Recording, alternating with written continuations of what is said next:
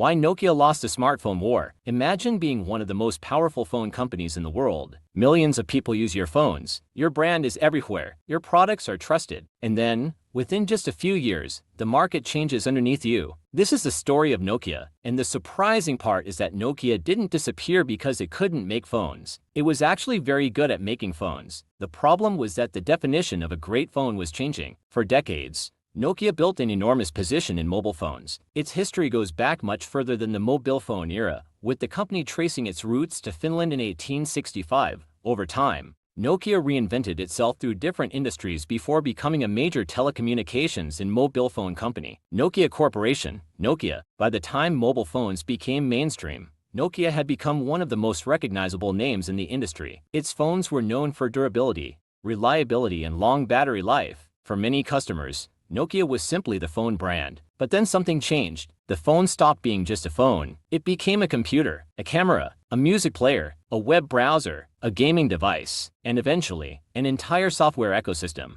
That change created a completely different battlefield. Nokia had strong hardware, but the new competition wasn't only about hardware. It was about software. It was about applications. It was about developers. And most importantly, it was about the experience customers had when they turned on the device. This is where Nokia's story becomes a powerful business lesson. A company can dominate an industry while the industry itself is changing. And if you continue optimizing for the old market, you can become very good at winning yesterday's game. The arrival of modern smartphones dramatically changed consumer expectations. Touchscreens became more important. Mobile internet became more important. Applications became more important. Customers began expecting their phones to behave more like computers. Nokia had to respond. The company continued developing smartphones and its own software platforms, but the market was moving extremely quickly. Competitors were building ecosystems that attracted developers and users, and the longer the transition continued, the harder it became to catch up. Nokia eventually partnered with Microsoft. In 2011, Nokia and Microsoft announced a partnership focused on Windows Phone. The strategy was ambitious. Nokia would bring its hardware expertise. Microsoft would bring its software ecosystem. Together,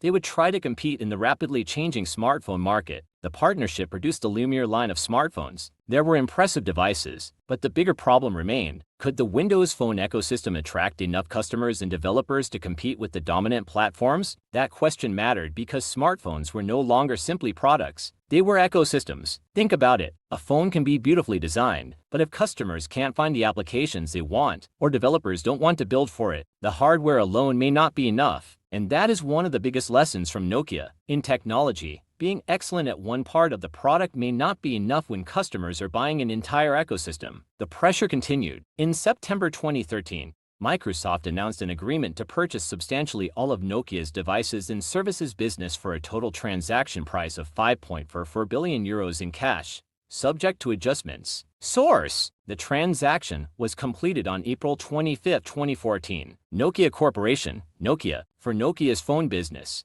An extraordinary chapter had come to an end, but Nokia itself did not disappear. The company continued with other businesses, particularly telecommunications and network technology. That's important. The story isn't simply Nokia failed. It's more complicated. Nokia failed to maintain its position in the smartphone device business, but the company itself reinvented again. And that leads to another major business lesson. Failure in one business doesn't necessarily mean the end of the company. Sometimes the real skill is knowing when to change direction. So what can entrepreneurs learn from Nokia? Lesson number 1. Don't confuse current success with future security. Being number 1 today doesn't guarantee you'll be number 1 tomorrow. Lesson number 2. Watch the technology around your product. Your competitor might not destroy your business directly. A new technology can change what customers expect. Lesson number 3. Build ecosystems, not just products. In technology, hardware, software, developers and customers can reinforce one another. Lesson number 4. Move quickly when the market changes. A slow response can become much more expensive as the gap grows. And lesson number 5. Know when to reinvent. Nokia had already reinvented itself many times throughout its history. The company began as a paper mill. It moved into rubber products. It became involved in telecommunications, and eventually became famous for mobile phones. The official Microsoft blog. The Nokia story, therefore, isn't simply a story about losing. It's a story about what happens when a successful company meets a massive technological shift. The lesson isn't never fail. The lesson is never stop watching where the market is going, because today's advantage can become tomorrow's weakness. The phone that was perfect yesterday might not be enough tomorrow. The business model that made you successful might eventually hold you back, and the company that survives isn't always the company that was strongest at the beginning. Sometimes it's the company that adapts fastest. This is Money Behind the Story. Subscribe for more stories about the companies, entrepreneurs, and business decisions that change the world.